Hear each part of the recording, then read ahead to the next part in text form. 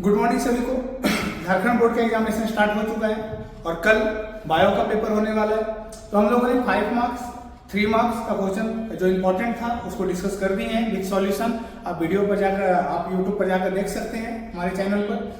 कुछ बच्चों का कमेंट था कि सर ऑब्जेक्टिव का भी कुछ इंपॉर्टेंट क्वेश्चन को डिस्कस कीजिए। सबसे पहले तो आपको ये बता दें, ऑब्जेक्टिव में एज इट इज गेस नहीं किया जा सकता है, क्योंकि बहुत सारे पैटर्न चेंज हो सकता है। Pattern in the sense question का लैंग्वेज चेंज किया जा सकता है, बट कुछ क्वेश्चन ऐसे हैं जो काफी इंपॉर्टेंट होते हैं।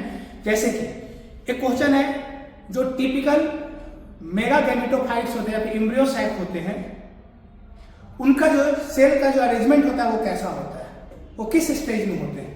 इसका आंसर होता है 7 सेल्ड 8 न्यूक्लिएटेड। तो एक ऐसा क्वेश्चन है जो लगभग मतलब अब तक तो 10 से 15 बार क्वेश्चन पूछा जा चुका होगा। तो ऐसे ही कुछ क्वेश्चन इंपॉर्टेंट है जिसके बारे में हम लोग डिस्कस करेंगे। तो हम लोगों ने इस पूरे ऑब्जेक्टिव को जो पूरा जो बायो का जो ऑब्जेक्टिव क्वेश्चन है उसको हम लोग 2 पार्ट में सॉल्व किया है। एक तो जो पार्ट 1 है जिसमें हम लोग sexual reproduction in flowering plant to evolution तक डिस्कस करेंगे, और जो पार्ट 2 है उसमें human health and disease to biodiversity and its conservation. तो हम लोग स्टार्ट करते हैं। जो हमारा लेक्चर 1 यानी ऑब्जेक्टिव का जो पार्ट 1 है वो है सेक्सुअल रिप्रोडक्शन। अच्छा, यहाँ पे इन होना चाहिए, फ्रॉम हो गया, मिसप्रिंट हो गया यहाँ पर।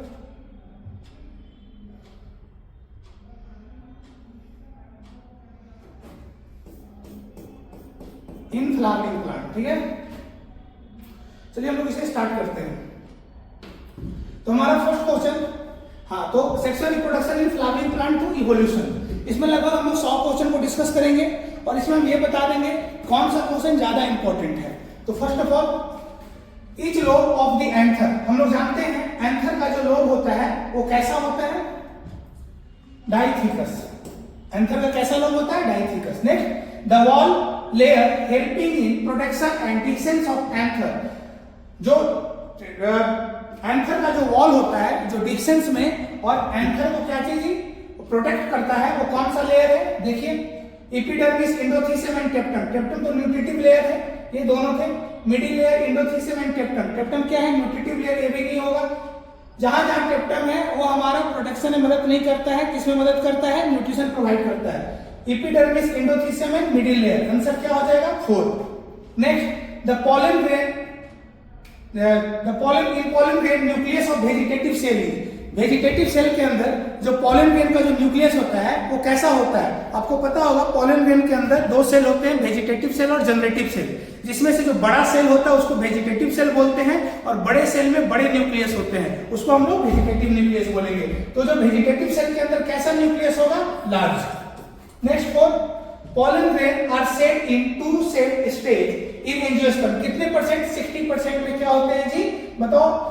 60% में 2 सेल्ड स्टेज में होते हैं, बाकी जो 40% है उनमें 3 सेल्ड स्टेज। नेक्स्ट, हम लोग इसे 20 से 30 मिनट के अंदर कंप्लीट करेंगे। नेक्स्ट है जी, beech has become a major source of pollen energy. इसमें से कौन है जो पोलन एनर्जी को कॉज करता है, तो पार्थिनियम, जिसको हम लोग कैरोट ग्रास भी बोलते हैं, congress grass. Pollen bank store pollen in. Pollen bank जो होता है किस में स्टोर किया जाता है पोलन ग्रेन को, तो लिक्विड नाइट्रोजन, जिसका टेम्परेचर क्या होगा, 196 degree Celsius.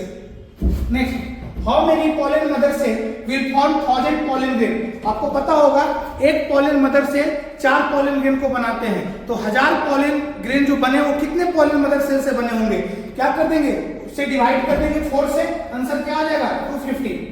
A typical monospermic female gametophyte of angiospermy किस स्टेज में होता है, 7 से 8 न्यूक्लिएटेड। काफी इंपॉर्टेंट है, इसी के बारे में हम स्टार्टिंग में बताया गया था। एम्ब्रियोसाइट, एम्ब्रियोसाइट क्या है, मेगा गैमेटोफाइट या मेगा स्पोरेंजियम। मेगा गैमेटोफाइट क्योंकि इसके अंदर क्या होते हैं, गैमेट्स होते हैं। एक एपरेटस कंसिस्ट ऑफ, आप लोगों को पता होगा कि जो माइक्रोपाइलर एंड पे जो एक एपरेटस होते हैं वो कौन कौन सा स्ट्रक्चर बनाता है, एक तो एक सेल बनाता है और दूसरा 2 सिनर्जीज। तो एक एपरेटस को कौन कौन बनाएगा, 8 and 2 synergies। Largest cell ovule, largest cell of ovule, of यहाँ पे छोटा होगा, तो जो ओव्यूल का जो लार्जेस्ट सेल होता है वो कौन होता है, सेंट्रल सेल। ये भी इंपॉर्टेंट है। Next, secondary nucleus is formed by, आप लोगों को पता होगा कि जब दो पोलर न्यूक्लियाई आपस में फ्यूज करते हैं तो क्या चीज का फॉर्मेशन होता है, सेकेंडरी न्यूक्लियस का। तो fusion of two polar nuclei. Pollen grain of rice and wheat have a viability of, ये एनसीईआरटी का पॉइंट है, ये सीबीएसई के पॉइंट ऑफ व्यू से भी इंपॉर्टेंट है और जैक बोर्ड। तो जो हमारा राइस और जो व्हीट है उसका जो पॉलन ग्रेन का वायबिलिटी पीरियड होता है वो 30 मिनट का होता है। Embryo sac of angiosperm contain, embryo sac में क्या होता है बताओ, एक से दो सिनर्जिड्स, 3 एंटीपोडल से और 2 पोलर न्यूक्लियाई। इससे रिलेटेड देखो ऑप्शन कौन सा है, 3 एग एपरेटस। यहाँ पे एक सेल और सिनर्जिड्स को अलग नहीं किया गया है, तो 3 एग एपरेटस होते हैं। एग एपरेटस के अंदर जितने सेल होते हैं 3 एंटीपोडल सेल और 2 पोलर न्यूक्लियाई। तो देखिए सब जगह ये है, सॉरी फर्स्ट एम्ब्रियो सैक अकर, एम्ब्रियो सैक कहां पे होता है, अकर इन ओव्यूल, ओव्यूल के अंदर होगा। Arrangement of nuclei in normal embryo sac, देखिए ये क्वेश्चन कितना बार पूछा जा चुका है, इसमें से कुछ पीवाईक्यू भी है।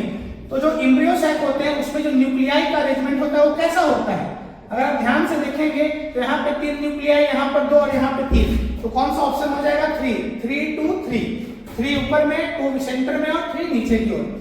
A typical angiosperm embryo sac at maturity कौन सा स्टेज में होगा, 7 celled 8 nucleated। तो 7 celled 8 nucleated कौन सा है, देखो यहाँ पे 8 nucleated and 7 celled। Next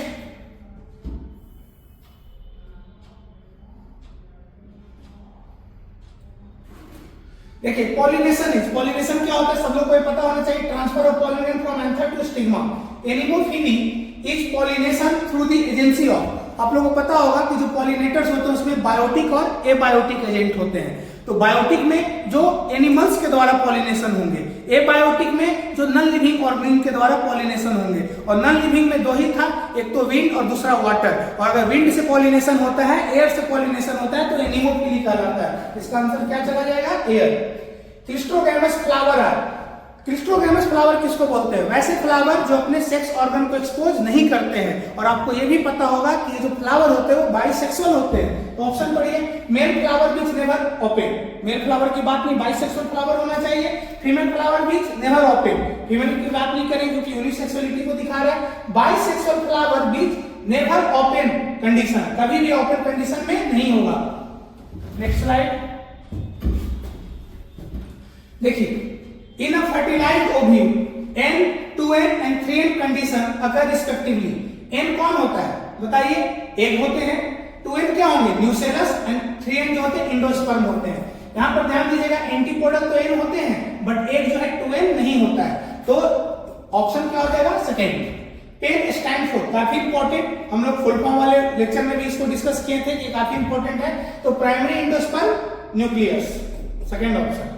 double fertilisation is the characteristics of angiosperm, double fertilisation के बारे में तो ये बोलना भी नहीं है कि इंपॉर्टेंट है या नहीं है, सोचना भी नहीं है, ये अपने आप में काफी इंपॉर्टेंट है। Male gametophyte are formed by, male gametophyte कौन बनाते हैं, मेल गैमेटोफाइट बताइए, मेल गैमेटोफाइट किसको बोलेंगे, पॉलन ग्रेन को। तो कौन बनाएगा, पॉलन मदर से। Next double fertilisation, double fertilisation में क्या होता है, fusion, double fertilisation fusion of 2 gametes with one egg, गलत। Fusion of 1 male gamete with 2 polar nuclei, ये भी गलत। Fusion of 2 male gametes of a pollen tube with 2 different egg, 2 egg होते ही नहीं है। आप लोगों को पता है सिंपल सा कि डबल फर्टिलाइजेशन में सिन गैमेट प्लस ट्रिपल फ्यूजन, और ये हम बताए भी हैं, काफी इंपॉर्टेंट है। पेरिस्पर्मिक, पेरिस्पर्म किसका पार्ट होता है, न्यूसेलस का। जो न्यूसेलस बच जाता है, पूरी तरीके से यूज नहीं होता है, वो क्या कहलाता है, पेरिस्पर्म। तो नेक्स्ट रिमेन ऑफ, ठीक है, इधर आंसर क्या हो जाएगा 1।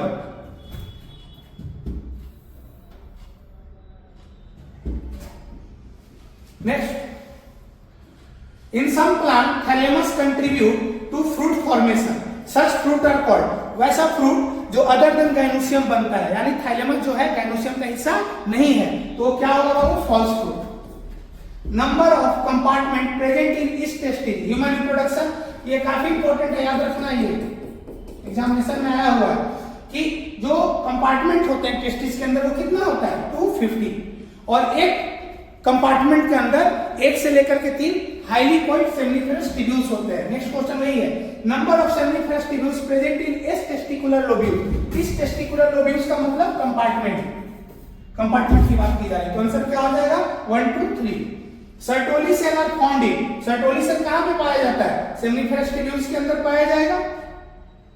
Next, the total number of polar body form during oogenesis in ovary is, ovary के अंदर जो total number of polar body बनते हैं वो कितने बनते हैं? 2 पोलर बॉडी बनते हैं। कब? जब फर्टिलाइजेशन होगा तब। आपको 2 पोलर बॉडी याद रखना है।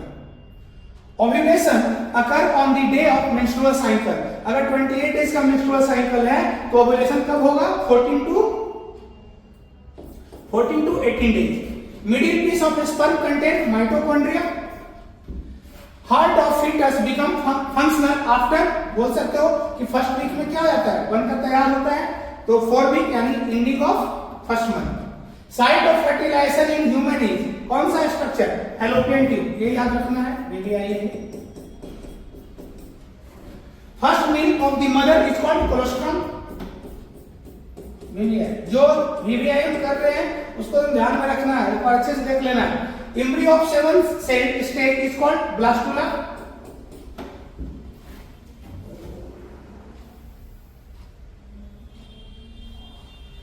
Mature Graafian follicle is generally present in the ovary of healthy human female around, कब से कब तक मैच्योर गैरेफिन फॉलिकल प्रेजेंट होते हैं? आपको पता होगा कि 10 डेज के बाद गैरेफिन फॉलिकल का फॉर्मेशन होता है, 13 डेज तक ये बन के तैयार हो जाते हैं, और 14 डेज क्या चीज का फॉर्मेशन करता है?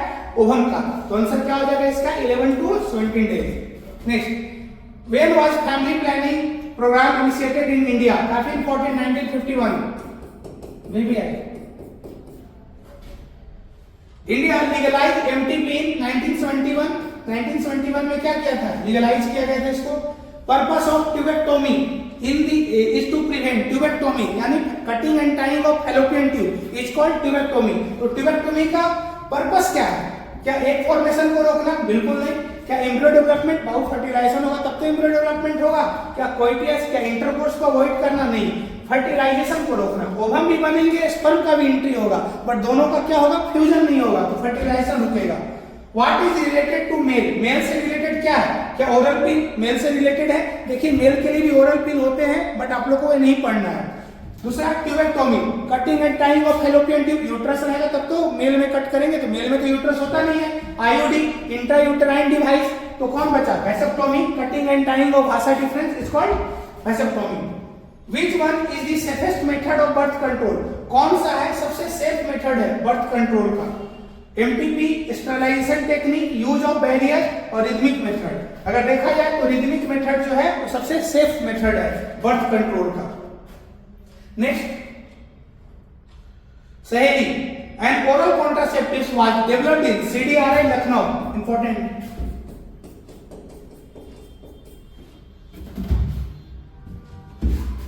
Next,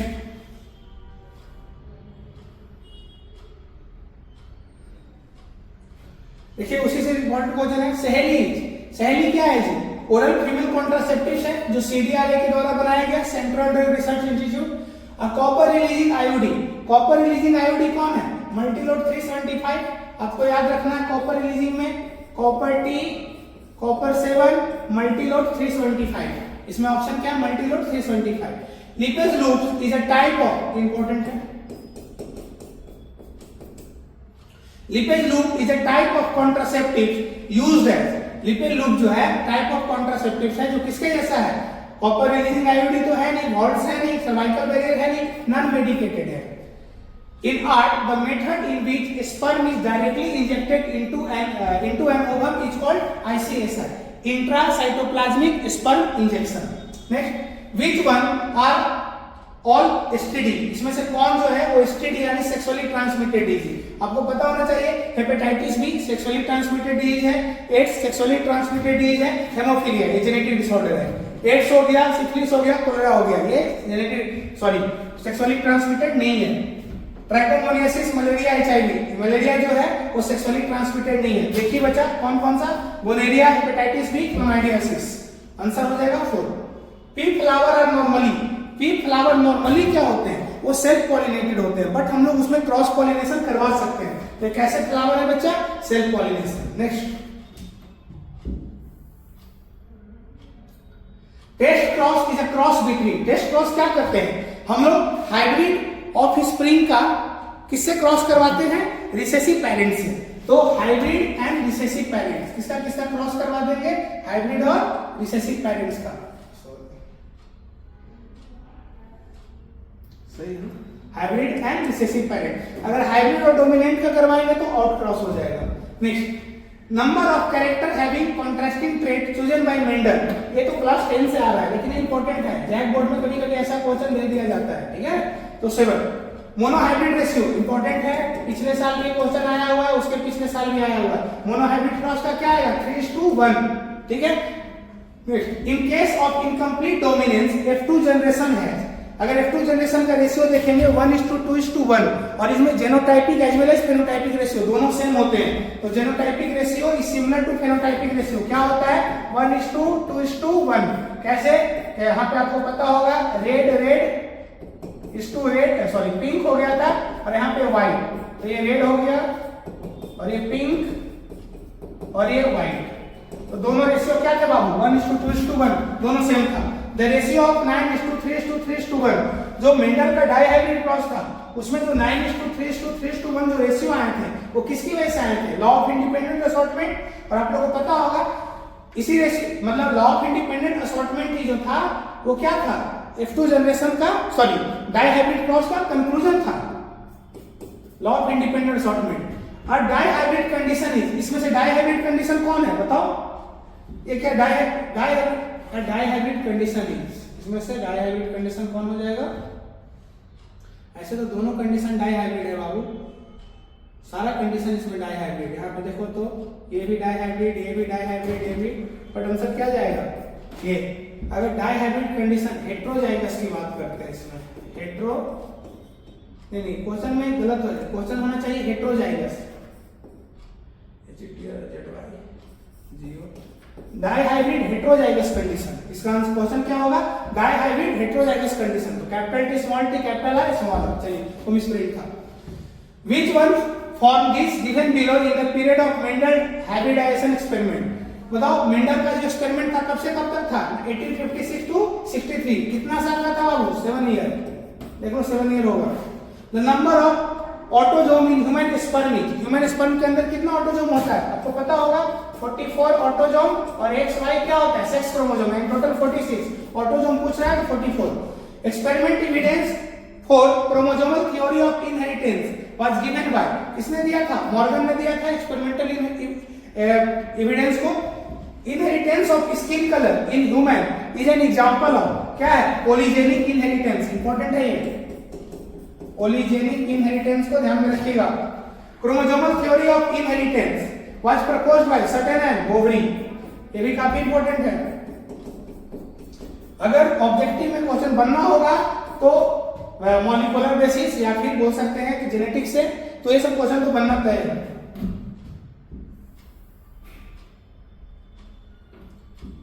next, number of x chromosome in tunnel syndrome, tunnel syndrome में क्या होता है बताओ, टनल सिंड्रोम में 44 प्लस x0, तो एक्स क्रोमोसोम कितना है, 1 है। क्लेनीफेल्टर सिंड्रोम हैज कितना होता है बताओ, 44 प्लस XXY, ये होता है, तो कौन कौन हो जाएगा 44 XXY। Tunnel syndrome is represented है, अभी देखो टनल सिंड्रोम को रिप्रेजेंट किए हैं एक्सो से। डाउन सिंड्रोम, डाउन सिंड्रोम किसकी वजह से होता है, जो भी जेनेटिक डिसऑर्डर है आप लोगों को पता होना चाहिए, चाहे डाउन सिंड्रोम हो, टनल सिंड्रोम है, क्लेनीफेल्टर सिंड्रोम हो, और नॉन डिसजंक्शन ऑफ क्रोमोसोम, मतलब सेग्रीगेशन सही से नहीं होता है। Trisomy of 21st chromosome resulting, अगर 21st क्रोमोसोम पे ट्राइसोमी होगा तो उसका रिजल्ट क्या होगा, डाउन सिंड्रोम। नेक्स्ट,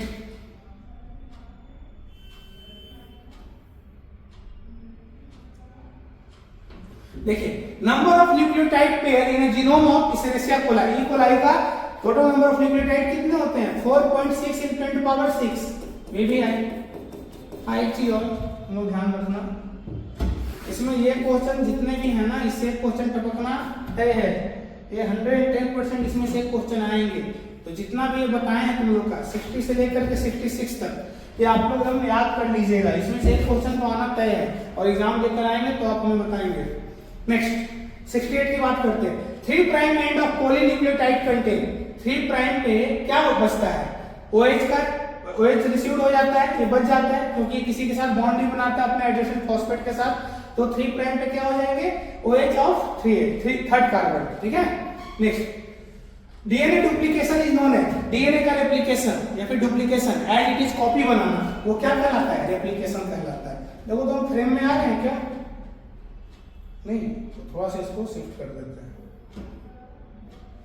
अब देखना सही है ना। नेक्स्ट तो 69 का आंसर देख लीजिए, 69 का हो जाएगा replication. Central dogma of modern biology, central dogma क्या करता है, डीएनए से डीएनए बनना, डीएनए से आरएनए, आरएनए से प्रोटीन, तो डीएनए से आरएनए, आरएनए से protein, VVI central dogma VVI है। Hydrogen bond between cytosine and guanine, आप याद रखिएगा एडेनिन और थायमिन के बीच में डबल हाइड्रोजन बॉन्ड और गुआनिन और साइटोसिन के बीच में 3 हाइड्रोजन बॉन्ड होंगे, तो कुछ क्या पूछ रहा है, साइटोसिन और गुआनिन के बीच में तो 3 hydrogen bond. Who proposed the central dogma, central dogma किसने प्रपोज किया था, वाटसन एंड क्रिक ने। चलो ऐसे नहीं, वाटसन एंड क्रिक तो डबल हेलिक्स स्ट्रक्चर दिए थे, ठीक है, आपको याद रखना है क्रिक ने दिया था, ठीक है, सिर्फ क्रिक, वाटसन क्रिक नहीं, सिर्फ क्रिक। नेक्स्ट अब haploid content of human DNA कितना होता है, 3.3 into 10 to power 9 base pair, ये भी वीवीआई है। Who proved that DNA is the basic genetic material, DNA जो है बेसिक जेनेटिक मटेरियल, किसने प्रूव किया था, अब डीएनए जेनेटिक मटेरियल है, ये बताने वाले कौन थे, वो 3 साइंटिस्ट थे, McCarty, MacLeod and Avery, but वो जेनेटिक मटेरियल है उस किसने प्रूव किया था, हर्शी एंड चेस ने। इंपॉर्टेंट है ये।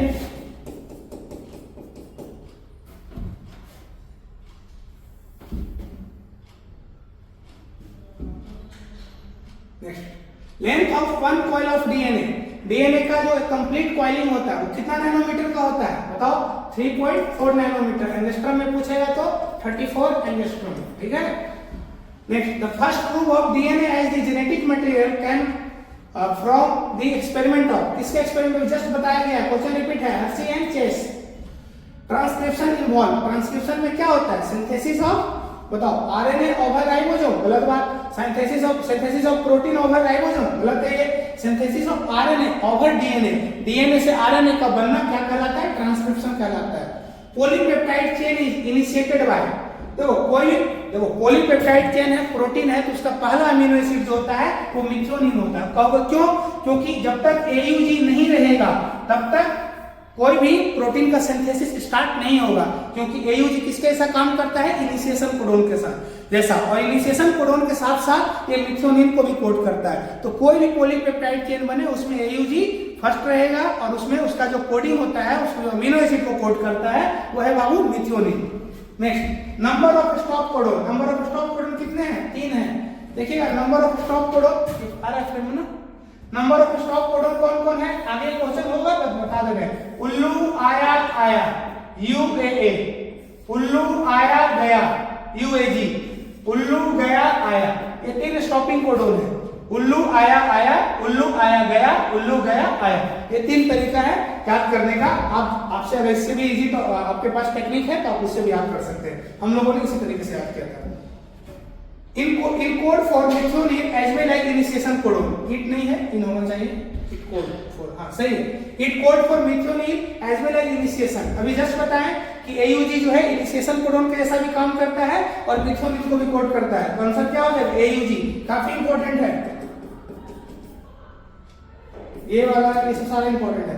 इन split gene the coding sequence are called, देखो स्प्लिट जीन किसको कहते हैं, वैसा जीन जिसमें coding as well as non coding हो, मतलब एक्सॉन हो एज वेल एज इंट्रॉन हो, इसमें जो कोडिंग सीक्वेंस होता है वो क्या कहलाता है बच्चा, एक्सॉन कहलाता है, और नॉन कोडिंग इंट्रॉन, तो एक्सॉन किसको बोलते हैं, कोडिंग सीक्वेंस को। नेक्स्ट एंटीकोडॉन अकरिंग, अब एंटीकोडॉन किसमें होते हैं जल्दी से बताइए, एंटीकोडॉन टीआरएनए के अंदर होंगे, किनके अंदर होंगे, टीआरएनए, एमआरएनए के अंदर कोडॉन होते हैं और टीआरएनए के अंदर एंटीकोडॉन, ये इंपॉर्टेंट उतना है नहीं।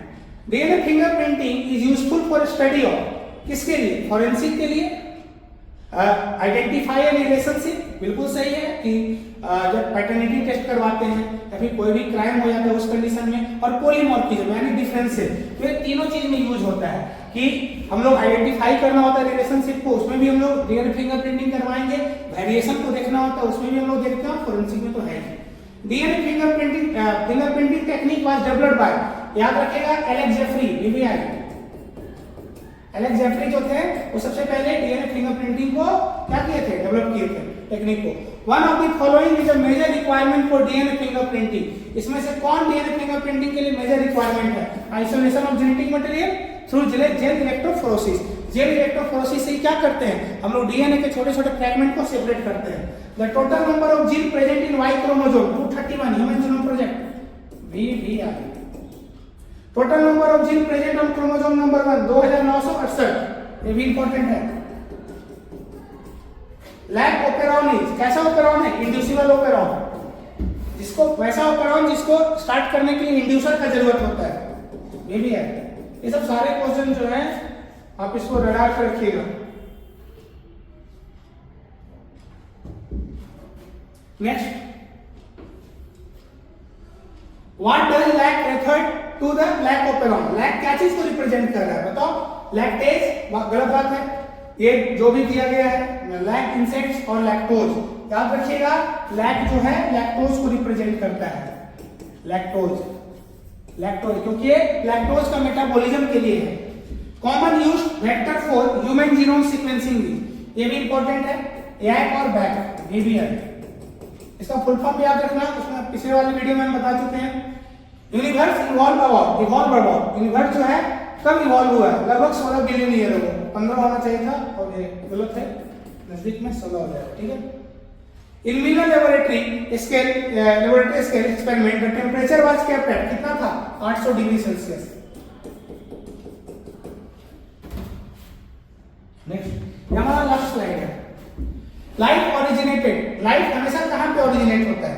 तो आप लोगों को पता होना चाहिए, लाइफ को ओरिजिनेट होने के लिए हम लोग को वाटर चाहिए। तो लाइफ जो ओरिजिनेट हुआ था वो कहां पे हुआ था जी? वाटर के अंदर। Which are indicator of industrial pollution होगा, तो अच्छे से टाइप कर दीजिए। नेक्स्ट है पॉल्यूशन। इंडस्ट्री का जो पॉल्यूशन है उसको कौन इंडिकेट करता है? लाइकेन।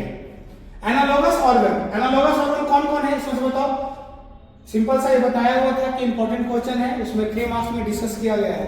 तो wings of birds and butterfly, wings of bird और बटरफ्लाई दोनों का फंक्शन क्या है? वो सेम है, बट दोनों का स्ट्रक्चर क्या है? डिफरेंट है। तो वैसा ऑर्गन जिसका क्या हो, स्ट्रक्चर डिफरेंट हो बट फंक्शन सेम हो, एनालॉगस ऑर्गन कहलाता है। which provide direct and solid evidence in favor of organic evolution। देखो फॉसिल्स अगर है, अगर कोई भी बोन हम लोग को मिलता है इसका मतलब था वो ऑर्गेनिज्म का एग्जिस्टेंस था। तो अगर इवोल्यूशन हुआ है तो फॉसिल सबसे पुख्ता सबूत होता है कि हाँ चेंजेस हुआ है, इवोल्यूशन हुआ है, हमारे एंसेस्टर हुआ करते थे। Next, Darwin Finch and found in, Darwin Finch कहाँ पाए जाते थे? गैलापागोस आइलैंड्स की बात है, ये भी है। होमोलोगस ऑर्गन, होमोलोगस ऑर्गन का क्या है बताओ जल्दी से? क्या सिमिलर फंक्शन होते हैं, डिफरेंट एनाटॉमी होता है, similar anatomy, similar appearance, appearance matter नहीं करता है, एनाटॉमी सेम होना चाहिए, इंटरनल स्ट्रक्चर क्या होना चाहिए? सेम होना चाहिए। जैसे कि हम लोग का जो फोर्थ लिंक था जितने ही मैमल्स का, उसमें क्या था? ह्यूमरस, रेडियसल्ना, कार्पल, मेटाकार्पल, ये सब सारे स्ट्रक्चर जो है वो क्या थे? प्रेजेंट थे। Survival of fittest was proposed by Charles Darwin. जो सबसे फिट रहेगा वो क्या करेगा? उसका एग्जिस्टेंस रहेगा। अगर आपको सरवाइव करना है सबसे ज्यादा फिट रहना है। Next, theory of use and disuse of disuse was proposed bye Lamarck. इनका ये बोलना था जो ऑर्गन यूज होगा, जो ऑर्गन हमेशा फंक्शनल यूज रहेगा वो क्या होगा? अच्छे से डेवलप रहेगा, ठीक है। उसका यूज एंड डिसयूज मतलब अगर ऑर्गन हमेशा प्रॉपर फंक्शन कर रहा है तो क्या करेगा? सॉरी एक मिनट, अगर ऑर्गन हमेशा यूज में है तो फंक्शनल रहेंगे, ऑर्गन अगर यूज में नहीं है तो वो नॉन फंक्शनल हो जाएंगे। ये लेमार्क का था। Darwin Finch show, Darwin Finch क्या चीज को शो करता है वो बताओ? नेचुरल सिलेक्शन को या एडेप्टिव रेडिएशन को? Adaptive radiation.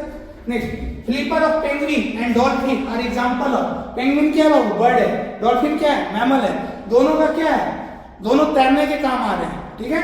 तो ये क्या हो जाएंगे बताओ जल्दी से? Convergent evolution. Sum total of allele frequencies क्या होता है 1 होता है। देखो P प्लस Q का होल स्क्वायर इक्वल टू क्या था 1 Hardy-Weaver next what is the correct formulation of Hardy-Weaver law just बताया P प्लस Q का होल स्क्वायर इक्वल टू 1। अब इसको तुम कर लो ना क्या हो जाएगा इसको फॉलो कर रहा है P का square plus 2 P square plus 2PQ plus Q का स्क्वायर इक्वल टू 1 याद रखिएगा। आप इसको ऐसे भी लिख सकते हो P प्लस Q का whole square equal to 1। Next carrier capacity of Neanderthal man कितना था जी 1300 सीसी 1300 सीसी नहीं निएंडरथल का 1300 नहीं 1400 सीसी होना चाहिए 1400 सीसी ठीक है। रुको थोड़ा सा पॉज करना। तो लगभग हम लोग 105 क्वेश्चन को डिस्कस किए हैं जिसमें से हम लोगों ने देखिए एग्जैक्ट तो ये नहीं बताएंगे 10-15 क्वेश्चन देकर ये नहीं बोलेंगे कि इतना पढ़ लो एग्जाम में ही आएगा ये नहीं हो पाएगा। ऑब्जेक्टिव में तो बिल्कुल ऐसा नहीं होता है। सब्जेक्टिव में ऐसा कर सकते हैं ऑब्जेक्टिव में ऐसा नहीं होता है। तो आपको अगर तो आपको 150 क्वेश्चन दिया गया और उसमें से 30 क्वेश्चन आते हैं तो काफी है। आप 150 क्वेश्चन को करने में 1 से 1.5 घंटा लगना चाहिए। अगर आप अच्छे से पढ़ोगे तो आपके मेमोरी में आ जाएगा। तो हम लोगों ने sexual reproduction in flowering plant से लेकर के इवोल्यूशन तक डिस्कशन किया है ऑब्जेक्टिव क्वेश्चन का। नेक्स्ट हम लोग नेक्स्ट पार्ट में क्या करेंगे human health and disease to लेकर के बायोडाइवर्सिटी एंड इट्स कंजर्वेशन। आज के लिए इतना ही। Thank you.